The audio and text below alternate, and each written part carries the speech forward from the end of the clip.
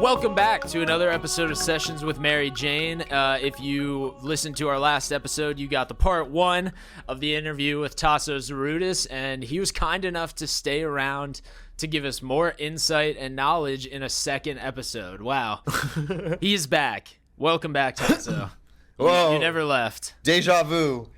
I'm in the Matrix. Yeah, he's in the Matrix. He's back. There's just so much more to talk about because you're multifaceted in this film industry. No. I just didn't want to. I didn't want to end my thought from the last episode, which has been cut, and now we're just like in the future because we've gone through the portal and it's okay. Here we are. Thanks to coffee, causing a pee break. Fuck, I love coffee, man. Coffee's great. I love coffee. It's addicting, they say. It is. Oh, stop. Google, why are you listening to me? That was interesting. So the last thing I was talking about was the projects that you're working on right now. Yeah, we left off on Stephen Lifshe's Static Cling. A movie that is coming out soon is Christine Jansen's Beautiful Darkness Productions, Legato.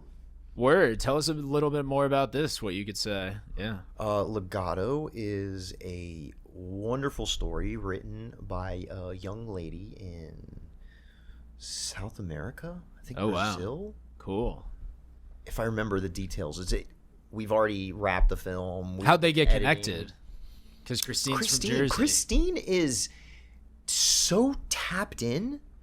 She is a wonderful human being. She was originally, just to cut it straight, a librarian who dreamed to be a film director. And she finally she did the flip. And this is a natural partnership with you. A man who's used thousands of dollars of library resources over the years. Listen, bro. Become friends with your librarian. Become friends with your local librarian. I worked at the Albert Wisner Public Library in Warwick, New York. I know the beauty of libraries. I'm also a member of the Bergen County Cooperative Library System. No doubt. They're super nice because whenever you get a receipt from the BCCLS, it says how much money you saved by using your library. You know how much I've saved since I've joined this library system 6 years ago? You don't spit it. $60,000. Get out of town. See, this is what I'm telling people. Be friends I've literally with your gotten a librarians. year of private education from my library. Befriend your local librarians. Every movie you want. My library, you could rent out a fucking laminator. You need to laminate something, you could rent that out. My library, you could rent out fucking Wi-Fi. So that if you want to go camping or you're working on something in the woods, you could rent out Wi-Fi beacons. Like a hotspot. Like a hotspot. Oh, and that's just fire. take it wherever you're shooting or going to. But as I was saying, we digress from Christine. that, Christine has done a wonderful job putting together this film. It's in coloring right now. It will be released soon, TBD. Cool. Great. Expect to see that on the film festival circuit? Oh, absolutely. Absolutely. Yeah. This is a great. She's done a great job. It's a feature? Yeah. So she went, like we said, from being a librarian to an award-winning director. Like, bro, and this is why I keep telling people, like, pursue what really is in your soul, because you will be so surprised if you do what comes from it. She was so passionate, and she is a passionate individual who decided to take that first step, and it's led down a great road. A lot of fun times. Yeah, stress, overwhelming feelings. I'm hearing children screaming in my head. I'm sorry. It's been great for all of us. Listen, you have to be a little crazy to make films. It's just, it comes with the territory. Well, yeah, that's a big responsibility doing independent films because, like, when you're in a studio system, there's a guy in a suit telling you what to do, and they pay you a lot of money to make sure that you come to work every day and you do it.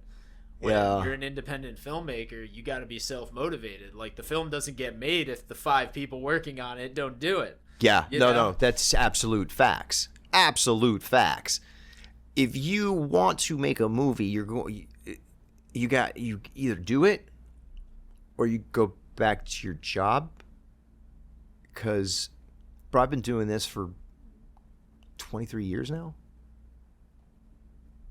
It's not what people think it is.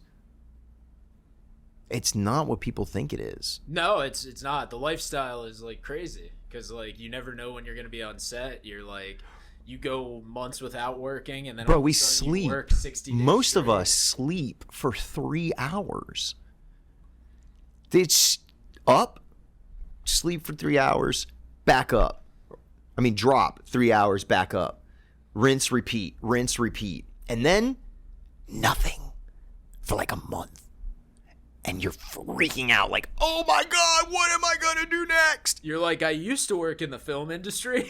And that's where most people, when that occurs, is when most stop making films. That's an extremely stressful way of life. Yeah, for sure. Oh yeah, it is. I have been watching my group of friends since 19 years old. When I first arrived into New York, I started networking, shaking babies, kissing hands. I'm like, I want to be on everybody's set. I want to work. Eager beaver, baby. I mean, I could have met like, what? Well, even just say like 100 people? And it's moderate. 100 people. And right now, at this time, out of my entire network of people that I had met in the beginning, there's only 3 professionals. 3. Everyone else quit. Oh yeah. They couldn't do the stress, and I reached out to most of these people, like, "Yo, what happened? I hear experiences. Again, I'm a seeker of knowledge. Like, I want to. I'm a sponge. Yeah. What made you quit? What made you stop? Oh man, I got bills to pay, and I couldn't think of anything else. And it's like, oh, so you went from, you had your creative spark, and you could have started and propelled yourself into a different direction. You allowed your fear and the feeling of survival to turn off the switch to the ether. So now you got the 9 to 5. Cool. Like, I'm sorry you're going through that. Find your purpose. Take the step. Look at your resources around you. Assess what you can do with what you have right now. And that helps you build more so in the future. I'm talking now, 23 years later? I didn't have any gear when I started. And I had that one friend got me a camera. And I was like, all right, let's get it. And then from there it goes to now I have so much gear I don't know what to do with at times. As for the studio, we're in the process of looking for a new building, so that's really where we're at on that one. But I have all the props and gear in storage units, and all my filmmakers know that I have gear ready to go because I have that one storage unit that's just gear. I even hung all the lights in the storage. It looks like a freaking rental house. It's fantastic. I love the Bat Cave. As I digress, what were we talking about? You were just kind of talking about your start and people who've kind of fallen off. Like, I know even I studied digital media production in college and was in a college sketch group, but like the amounts of people who are still actually doing stuff in that field are so slim. So slim. Bro, it's insane. But it is a very extremely demanding career. It's a 1% career. This is one of those 1% jobs. It's like not everybody gets Most it. Most careers are that way. Like, even if you're a teacher and you're not in the 1% of public school teachers, like you're kind of struggling to get by. Okay, until you so work yeah, like 15 to 20 years. Like, most teachers don't make good money until they work at least like 12 years. I agree with that. Yeah. I agree. Every channel has, or every category has its 1%. Yes, yeah. I agree with that wholeheartedly. I'm only speaking of film. Yeah. For sure. As this table is cut into 4 pieces, this side is film. That's all I'm focused on. Everything else, I don't really care. Life is supposed to be joyous. It's supposed to be entertaining. And I was born wearing the face of comedy. Yeah. No tragedy. Nobody got time for that. Yeah. I like jokes. I like laughter, happy feelings all of the time. You know? Yeah. And yeah, it's just wild how people just give up, but you can't. And it's so much easier said than done, but I'm telling you, if you stick with it, if you stick with what you're trying to do, I swear it's going to take some time, but it all pays off. It all pays off. I dropped out of high school. I didn't go to college, man. All I wanted to do was make movies. And starting at 19 in the city, and now here I am, studio head, executive producer. I'm acting in films. Like, I'm living my dream that I wanted at that time. But dude, it took a long time of forgetting people's birthdays, alienating myself from society, and just digesting content and books, just reading, watching, like missing important moments in my friends' lives. I've become to have this dream of film, to really be in it. There's a lot of sacrifice you have to make to get to that position. And I'm trying to, and I have been succeeding at proving to people that we've had it all wrong. And with a little bit of guidance, you're not spinning your hamster wheel anymore. You have a plan. You have a map, which is what this manual is. It's a transcript. Yeah. A transcript? No, a manuscript. Transcript is that's the video thing. Manuscript. A manual. Like an IKEA manual, but for film. Yeah. Distribution. It mostly covers distribution. You've been an actor a long time. What do you think is like the keys to being an actor in your eyes? Captain Naked. Nakedness. True nakedness. And I'm not talking about just taking your clothes off. You have to feel your character. You have to be able to take your mind and be able to piece out all possible scenarios and reactions. Because again, reactions are choice. Everything that happens in life is a choice. You as the actor have to realize which one is the appropriate choice for that scene. Because at the end of the day, it's all pretend, baby. We're all playing pretend. These actors who are like method and they just dive into this character. You have to call them a certain name. It's like, all right, cool, bro. But if I understand how the mind works, that's an attention thing, baby. Come on. You're here because you're already the star. You don't have to act so unnecessarily eccentric because you think that's what the people want. And that's really how I feel about the whole. It's good method acting. It works for some people. There are so many different types of methods nowadays.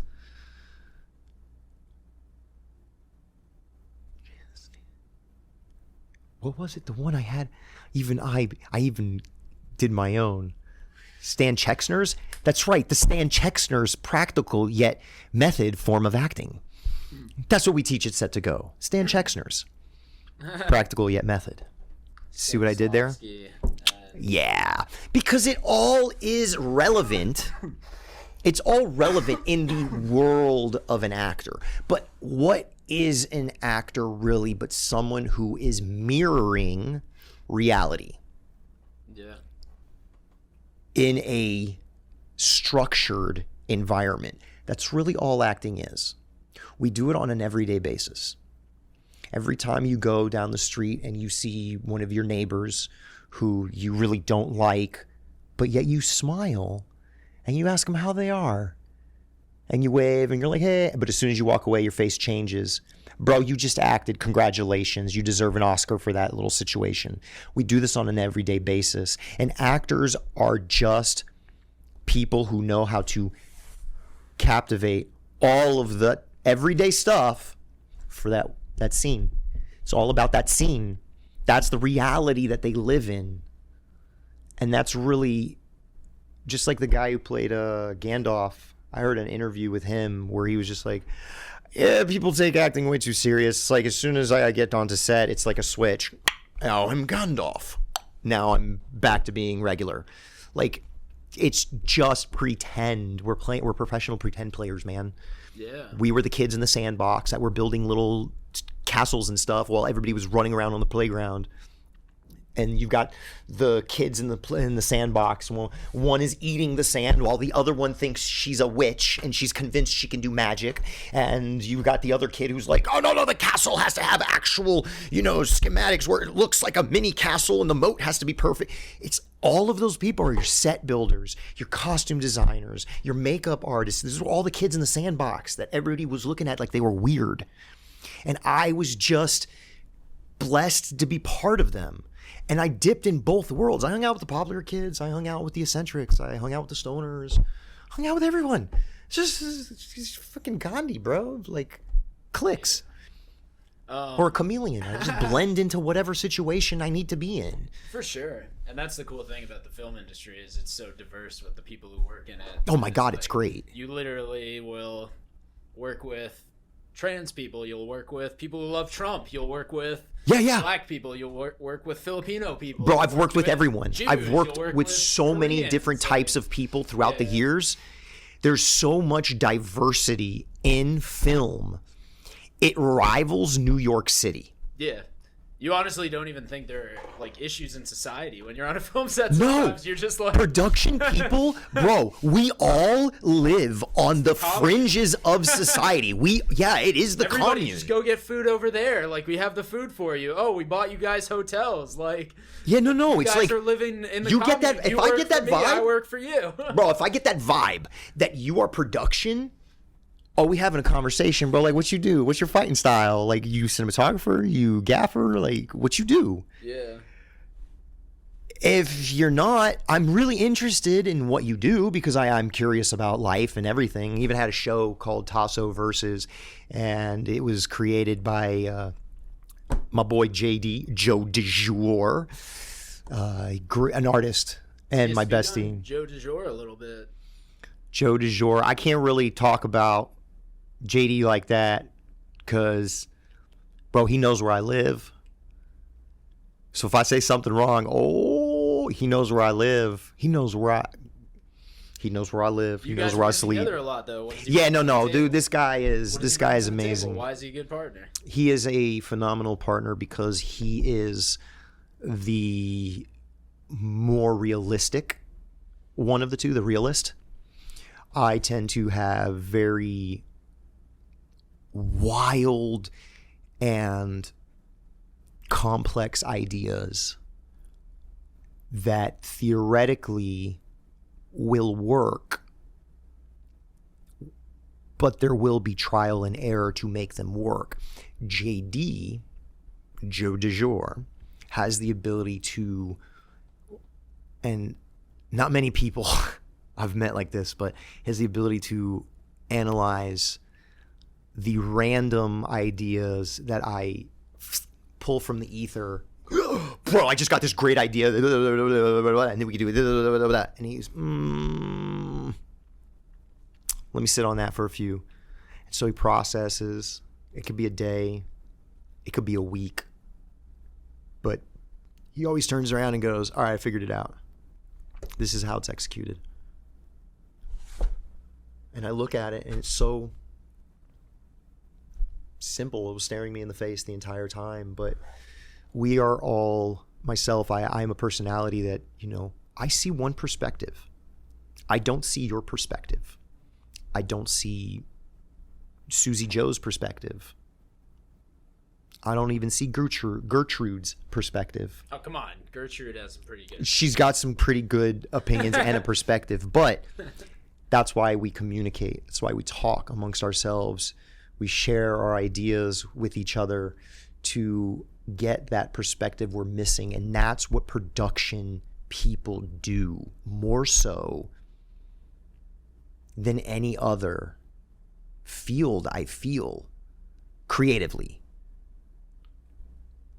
The only one to rival it is music, the music industry. These musicians, they love working with each other, jumping on each other's tracks. Like, that's the greatest form of collaboration. Filmmakers, we get close to what musicians do.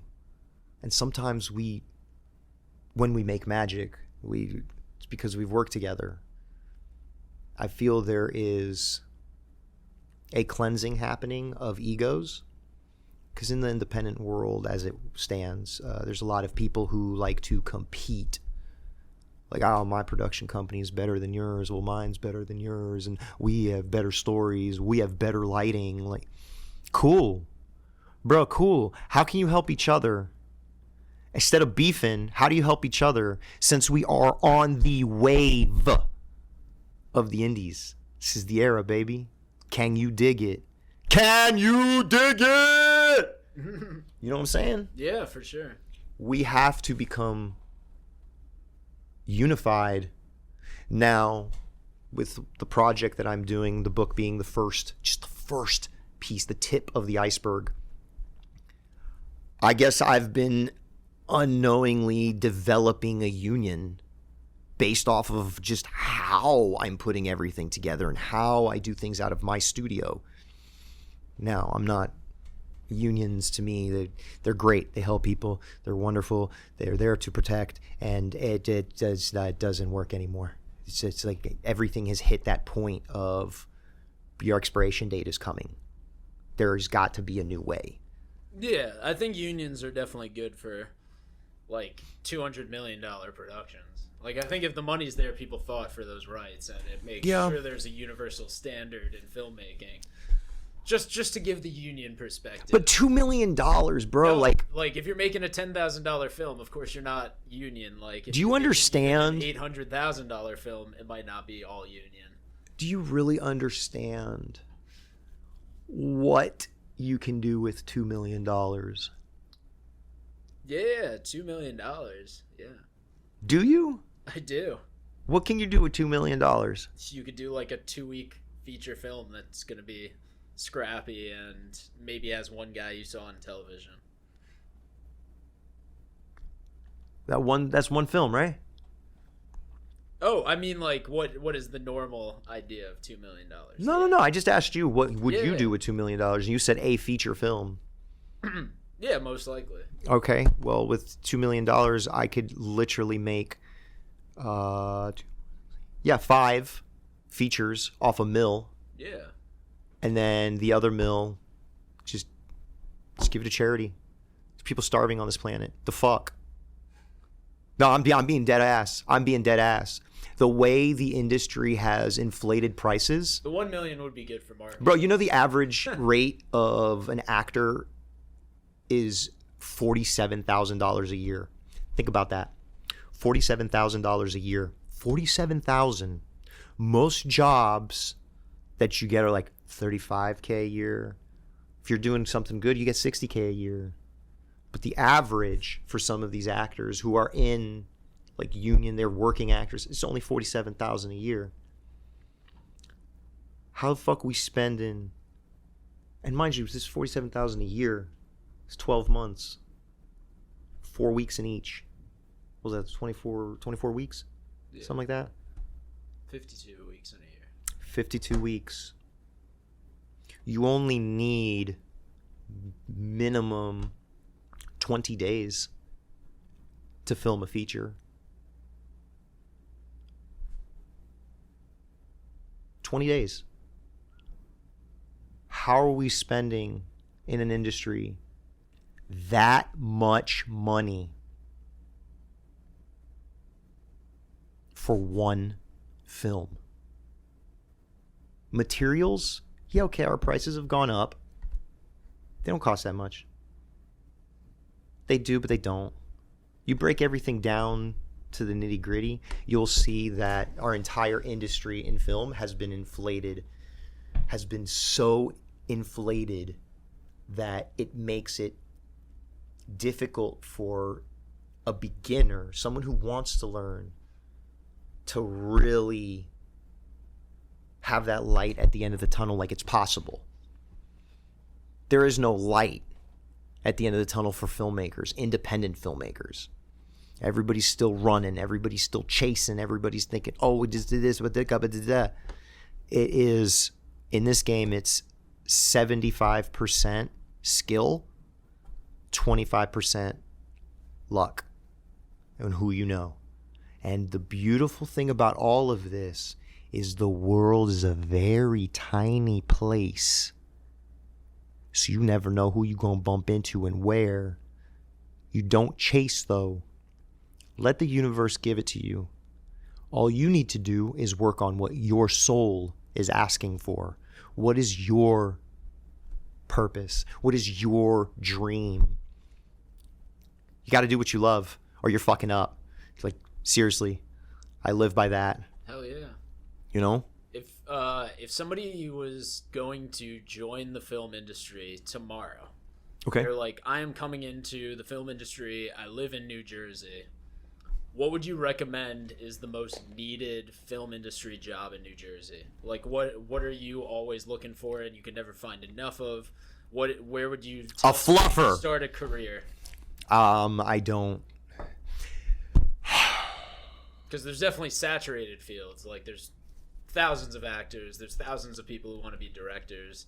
Whether they're good or not is another question, but like, where do you think there is a need for more people? Not per se like PAs, but PAs in certain departments. Where are the light benders? That's what I want to know. Where are you light benders? Grip electric camera type people? The light brigade. Yeah. Filled with light benders. Word. Because that's the hardest stuff, because it's technical. Oh. You actually have to know what you're doing. Oh. You can't fake that one. No. That is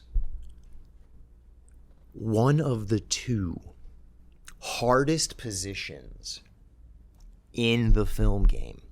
And I'm not saying hardest as in it's completely, you can't figure it out. Yeah. It's the hardest. Being in what I call the light brigade is the most challenging department of film.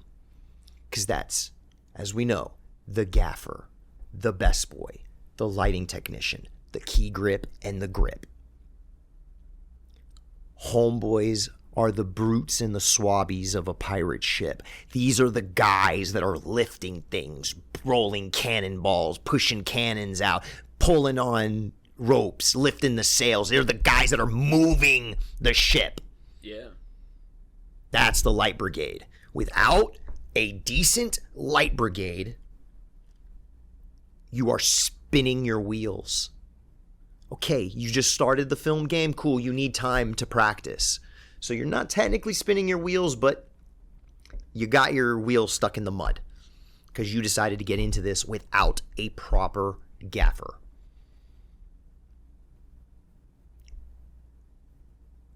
Gaffer is one of the... Bro, that's the captain of the light brigade. That's the dream that everyone who goes down that path of becoming a PA to a grip, to a key grip, to a lighting technician, to a best boy, to the gaffer, that's your path. You want to get as knowledgeable as the gaffer because that's who you need. That's who filmmakers need to move forward. Fuck being a director, bro. Half these people don't even know how to direct. They're just going in it trying to fucking direct. At least with Christine, when I did work with her, and I keep dropping her name because she's like in my heart, bro, she started after the research. She researched this to the point where it was like she was ready to rock it. Oh shit. Ready to rock and roll. Yeah. I admire the fuck out of that because you didn't just jump into the water like I do. I got 23 years of fuck ups and failures just so that I could give you the information of what's really going down.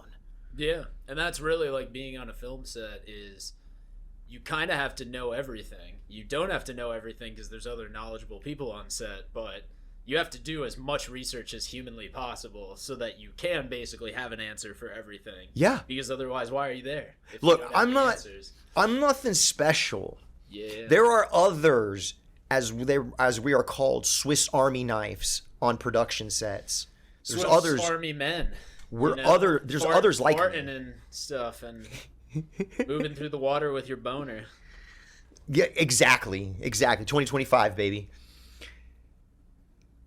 There are others like me out there who are doing the exact same thing I am. They're going through the process. They're understanding it, and they have become slowly masters in their field.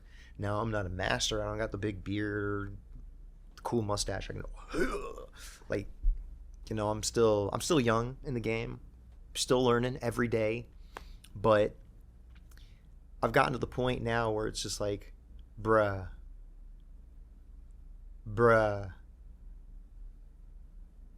it really is easier than you think. It's the work. Can you handle the hours, the labor, the exhaustion, the mental breakdowns, the alienation? Can you handle that as an individual? If so, cool, bro. You good in film, baby. Let's get it. Let's make a movie. Yeah. You've been in the game a long time. You talk about it a lot. What is like the biggest mistake that you made that was like integral in your career and growth? Like, what was a mistake you probably made in the first 5 years or 10 years that like changed your perspective and made you change everything? Talk too much. When you are on a film set, it's cool to shit talk with each other. That's really what a film set is. Like, film people, production people, bruh, to everyone out there, we're just like construction workers with cameras and lights. It's really how oh my God, everybody on a film set has got a pause or that's what she said moment. Like, everybody's shit talking each other, but we're all having fun. Again, we're a bunch of kids professionally playing pretend. I'm sorry, that just makes my heart so happy every time I say it. I lost complete track of what I was saying. I was just like, I just love production. Don't talk as much, yeah. Yeah, don't talk as much when it comes to when the job is happening. When you're on the battlefield, your department is your department, and someone's either giving you the opportunity to learn or paying you to do that department. Don't be jumping around other people's stuff. Don't be trying to tell people how to do things. The producer hired this crew to trust that they're going to get the job accomplished. Because again, we're playing professional pretend. The only way we can make money in this game is to successfully complete the project and follow the blueprint for distribution. That's the process. It's all or nothing. It's not like a finance job where you're like, oh, I didn't hit my mark this year, but I still made some money. It's like you either have a film or you don't have a film. Yeah, you that's it. You have the series or you don't have the series. That's it. I have one of my friends, Thomas Ryan, Theater of Terror on Amazon, Theater of Terror 2 on Amazon. He grinds. He goes to so many conventions. He does the grassroots. I got a movie. You want to buy it? Check this out. You know you're going to like this. If you don't want to buy it now, you can get it on Amazon later. He's putting in the legwork by himself with a very small handful of people who rotate out because not everybody's got the grind like he does. But he's a good captain on that ship, you know? I have been blessed to meet others like myself who are extremely passionate about film, the art of film, the art of cinema, the art of acting, costume designing, set designing.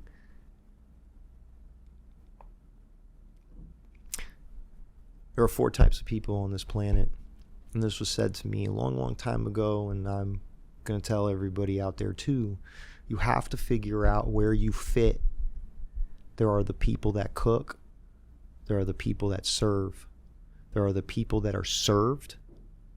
And then you have the last group who gets to dance around the fire for all of eternity, the blessed few who have the magic, who found their calling, who get to entertain and live through joy. You gotta figure out which one you are, bruh. You gotta find your purpose. Where do you fit? Because again, the service of many is the road to success. But you only fit in one of those categories. Yeah, I think that is real. And that's really where it's at. Me, I don't really care about what's going on, who's doing what. He said, she said, BS. I don't care. I really don't care. I only care about my mission. My mission is to, and my purpose can only be explained by my obsession. Yeah. Why am I so obsessed with the independent film game? Why am I so obsessed with making films? Why have I been fired by so many regular jobs? Why can I not fit into society? Because I was made for this. I was made for this game, but this game has been rigged. Yeah. And I don't got time for that, man. And nobody else does either. Yeah. I know I keep going into this passionate thing. You want jokes, hoo-ha. I can tell you my obsession about midgets, or little people as we call them nowadays. Excuse me, don't want to offend, but there's some sexy little people out there. Like, bruh. But I'm really just so hyper-focused with this movement. Yeah. You've got now Gorilla Ocho Films. They're another one out in Jersey. They got the Hollywood East Podcumentary, where they got their whole podcast is not just a podcast. It's a crowdfunding campaign. It's a history lesson on what's going on. It's a opinion. It's more of like opinions from the production field about what's happening. They touched on how Netflix is coming into New Jersey. They touched on how Lionsgate is doing the same thing.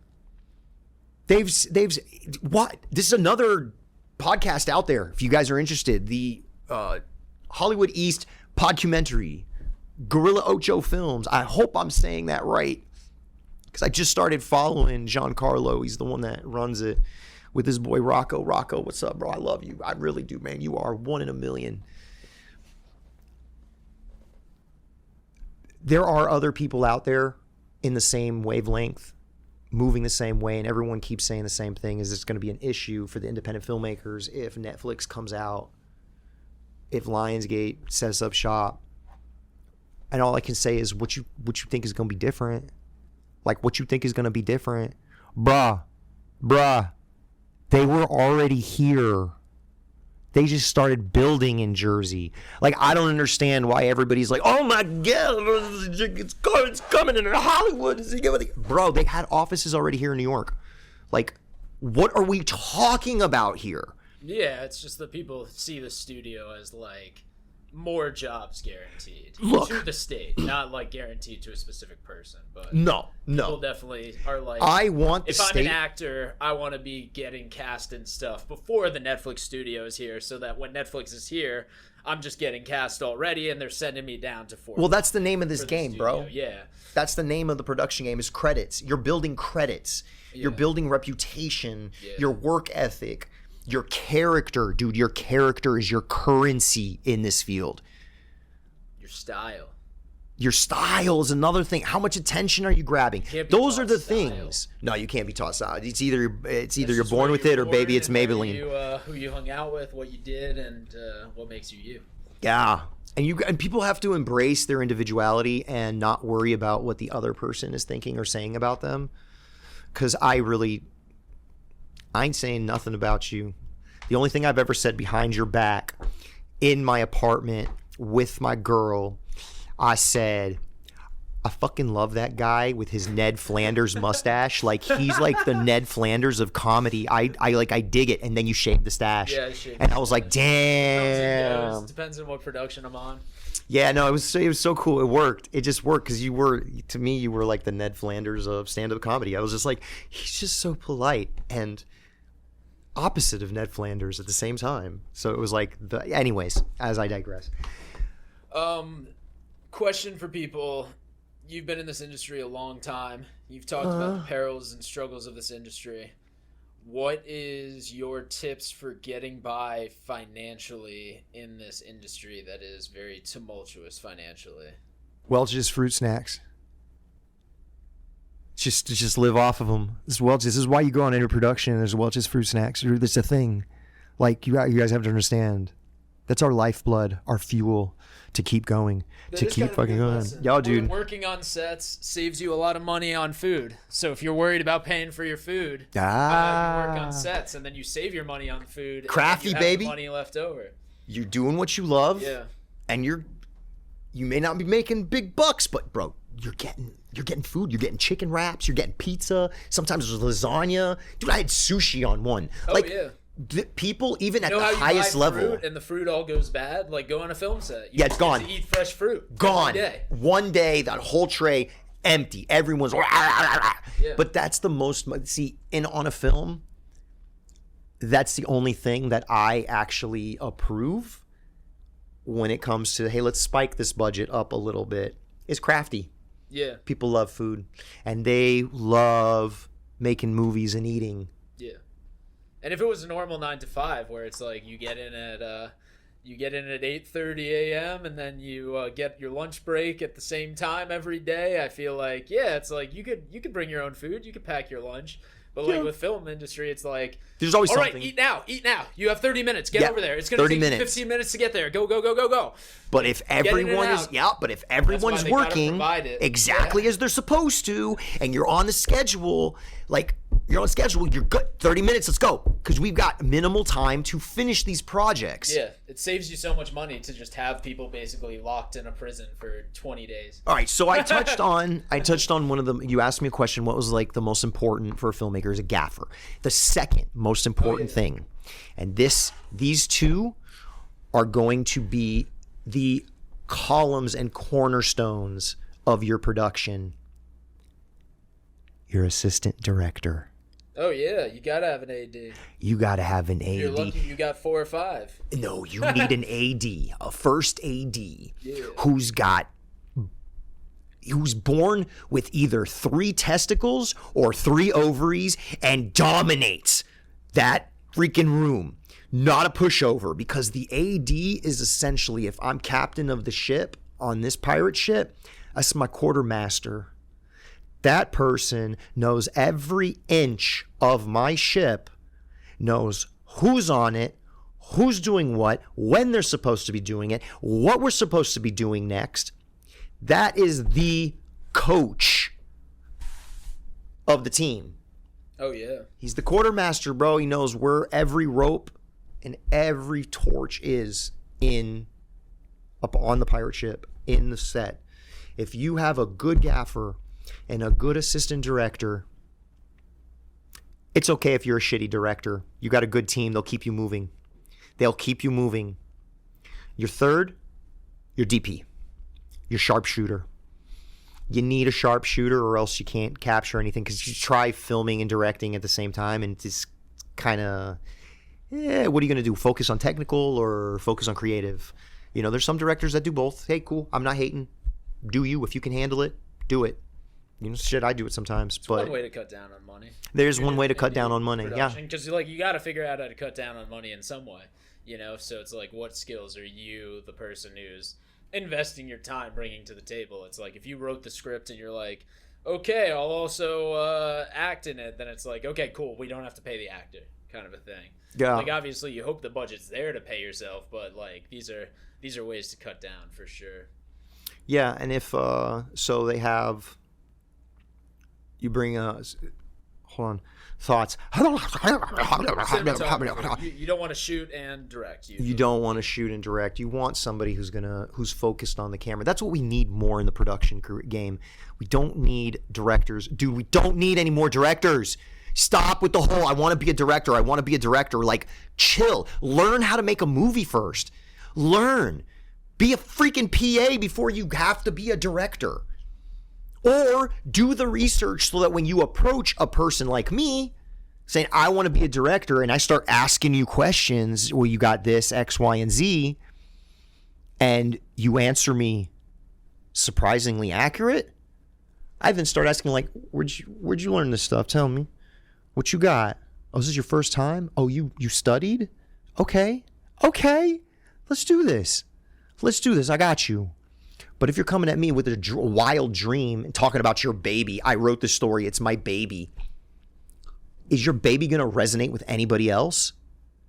Is it going to entertain anyone else? Or is just another thing that just makes you look awkward? Like, I put this film out, and it's like, it matches the personality. Awkward personality, awkward film. Or do you want to think about it? Babies that sleep on their mama's couches until they're 45, and there are babies that run companies by the time they're 22. What is your baby? What's your baby? What's this script? What is this script? And I'll read some stuff, and it's just like, I like to promote everyone, and I like to, no matter the level of experience you have, I do like to help, because again, the service of many is the road to success. It really is. We are one community. Filmmakers, indie filmmakers, we are a community, a kind of torn apart community because of the unnecessary competition. But instead of using that competition as healthy, where it's like, oh, I like your idea, like, this is my voice, I'm gonna try this out. That's cool. Do it. Ideas are free. They're free, bro. No one's entitled to anything. Shoot, I did my own film, so that ended up stealing my title for my movie. Like, do I care? Yeah, okay, it bothered me a little, but it also showed me that, I came up with such a sick title that someone had to take it. Someone had to use it quickly. Oh yeah, that's the stand-up world too. Somebody says a joke that's like one of your jokes, and you could be pissed about it, or you could be like, I'm on the right track. Yeah. I'm writing the jokes that everybody wants to write. They all wish they were writing these jokes. Cut the fucking noise. Yeah. Cut the toxicity. Cut the negative. Only listen to the supportive. Really, only listen to the supportive. All the haters, everybody who's like, oh, yeah, you're doing this? Oh, well. And then they start talking shit behind your back. Nah, it's cool. Guess what? You live rent-free in their head. Yeah. You never going to be homeless. You know what I'm saying? So it's cool. It doesn't matter. In the grand scheme of things, it doesn't matter. We're here to experience this through our own eyes. Each one of us has our own experience. Yeah. And the only thing that you can potentially do on this planet is inspire. Don't cut people down. Inspire them. Yeah. Inspire change. Inspire evolution. No's don't pay the bills. No's do not pay the bills. Nobody's ever made money by turning something down. You only can make money by saying yes to things. That's it. And sometimes you have to do 10 things for no pay. And then next you know, someone turns around and is like, yo, bro, I've been watching you. I've done this to people myself. I get really, really close, unnecessarily, uncomfortably close. And I'm like, I've been watching you. I see what you're doing. I see your work ethic. You want to do a project with me? You want to come and shoot on this film? You have a script. Send it to me. Let me read it. Stand out. Yeah. But stand out the right way. Yeah. Don't be a piece of shit. Be a dude. Or a dudette. Or a chica. Or whatever the fuck people want to call themselves these days. Words of endearment. Just love gets you through everything. Okay, maybe we don't like each other. But I love you. You're here. You're another cosmic brother on this place. My boy JD, bestie, my brother from another mother. We all meet each other for a reason, or a season, or a lifetime. That's it. Just follow your life positively. Pursue what you want to dream. Pursue what you want to do. Like really what you want to do. Pursue it. Try it. If it doesn't fucking work out for you, oh God, you have time. You've got time. Unless you get hit by a bus, which you basically learned everything you had to do because the universe made you get hit by a bus. Or you were a really shitty person and the universe sent a bus to hit you so that you just start over. Listen, we're giving you a game over, bro. Start the video game again. Wait in line to come back. If reincarnation is a thing, if soul society is a thing, where the spirit realm, where we get our spirit contracts and all this jazz, if it's true, then you and I know each other in that world, in the other dimension, and we were like, oh, yo, bro, what's good? You gonna play this game? Yeah, I'm gonna play this game too. You wanna play at the same time? Fuck, I got a quarter. You need a quarter? I got you. Here's a quarter. And we sit down and we put our little VR helmets on, the souls, and then we get sucked into the video game and forget everything and have to learn it all over again. But we do know that we're supposed to meet at this time, at this day. So that's programmed in our head. And so what happened? You show up when I get to Kearney, the Bermuda Triangle of Jersey, to the Sesh House, which is now House of Ember, the Freeman Building. We meet at the Freeman Building. When I get there, I meet you, and then this whole journey starts. I was just hanging up posters for my special. That was it, bro. And I was outside having a cigarette with my stupid fluffy dog. He was like, "You trying to get in here?" And I was like, "Yeah." Yeah. I'm supposed to have a show in a month or two. Oh, shit. What's your name? What you do? So it's like everything doesn't just randomly happen. It all happens for a reason. I don't care naysayers or anything like that. Like, you walked into my place of work. I did. To return a speaker.